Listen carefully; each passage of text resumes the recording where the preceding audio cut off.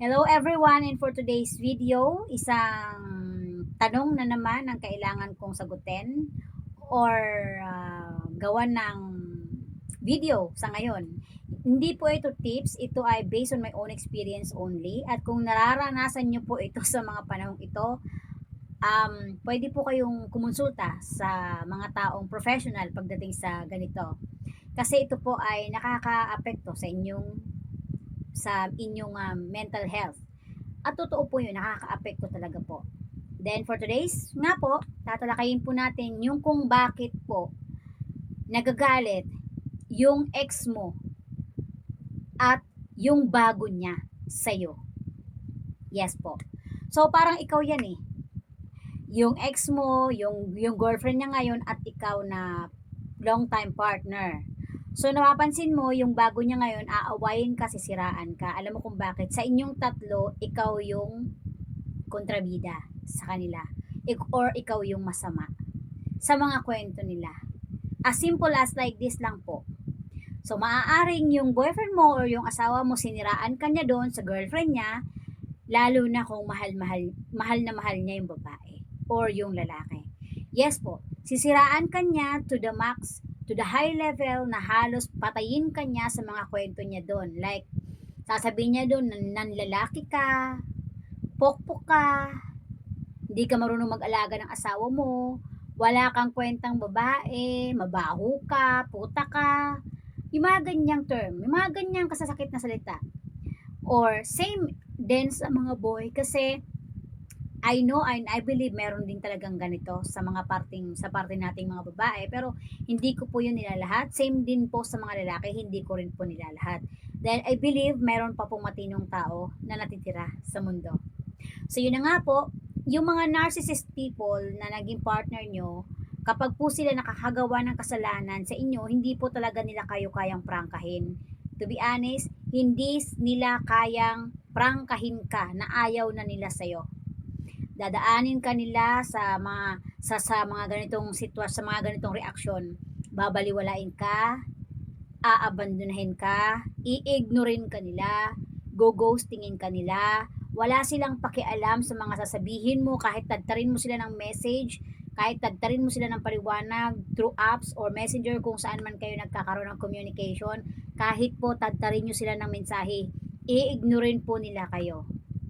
At ito po ang nakakainis dahil sa lahat po ng kakilala niya na alam niya na kilala ka, sisirain ka po nila ng todong-todo. At dudurugin ka nila ng paulit-ulit sa mga kwento niya. Yun nga pong sinasabi ko na patay ka na, pinatay ka pa. So kaya po, kung ang inyo pong mister o ang inyo pong misis na nagkaroon ng kabit or other woman or other lover, na yung magtatabag ho kayo magtataka kung bakit galit na galit sila sa inyo. Dahil kaya po sila galit na galit sa inyo dahil na brainwash na po siya ng partner ninyo. Nasabihan na siya ng ganyan. Yung ex ko ganito, ganito yan, puta, mahilig sa lalaki. Marami pong mga kasiraan ang sinasabi niya doon sa bago niya. So yung bago niya, natatanga-tanga, maniniwala po yun sa kanya. Dahil syempre po, yung connection nila sa isa't isa ay intact kumpara doon sa connection nyo as husband and wife. Intact po ang connection nila dahil araw-araw sila magkasama, araw-araw sila nagsisiping, araw-araw sila magkausap. Yung emotional nila and connection sa isa't isa ay intact po. Na parang feeling nila, nanalo sila ng loto sa ginagawa nila. Ganyan po nila ipaglaban yung kanilang nararamdaman.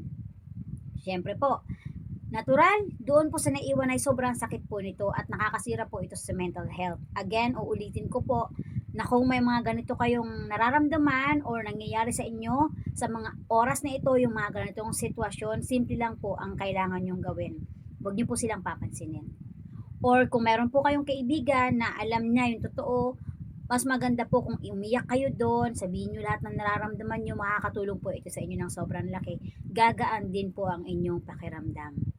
At believe me po, pagdating ng panahon, malalaman po nila ang totoo.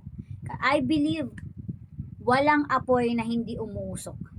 So, antayin nyo po munang mag-apoy ang kanilang pagmamahalan. At kapag ito'y umusok na, sure po ako, nalalantad at lalantad din ang totoo. So, sa mga kababaihan po at sa iba pang mga sa lalaki man na nakakaranas po ng gantong sitwasyon, never mind po. Huwag niyo po silang papansinin kasi alam niyo po at kayo lang po ang nakakakilala sa inyong sarili.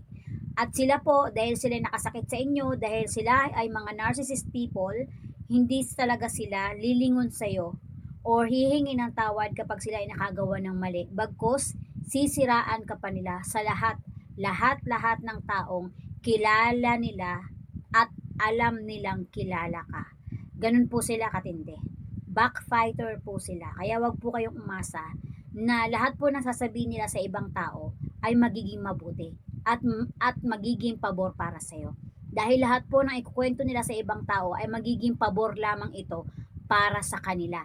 Para po sila yung lumabas na malinis sa iba at ikaw ay ang magmukhang madumi at sila yung maging mabango sa lahat, mabango sa paningin ng lahat. Habang ikaw ay nagiging marumi sa lahat ng taong nakakakilala sa iyo. So, yun lamang po ang aking tips for today. I mean, ideas. I don't know kung ano itawag ko dito sa video ko ngayon. But, mayroon lang kasing isang nagtanong sa akin kung bakit daw yung mga ex galit na galit sa kanilang partner bago nung makakuha sila ng bago. Or, siguro, di ba? Halimbawa ikaw, iniwan ka ng girlfriend mo, nagkaroon sila ulit ng bagong karelasyon. Ganun talaga, normal talaga po yung sisiraan ka ng ex mo sa kanyang bago. Kasi nga po, uulitin ko, intact po ang kanilang emotional at connections sa ngayon. Kumbaga yung pagmamahalan nila sa isa't isa ay ganun pa.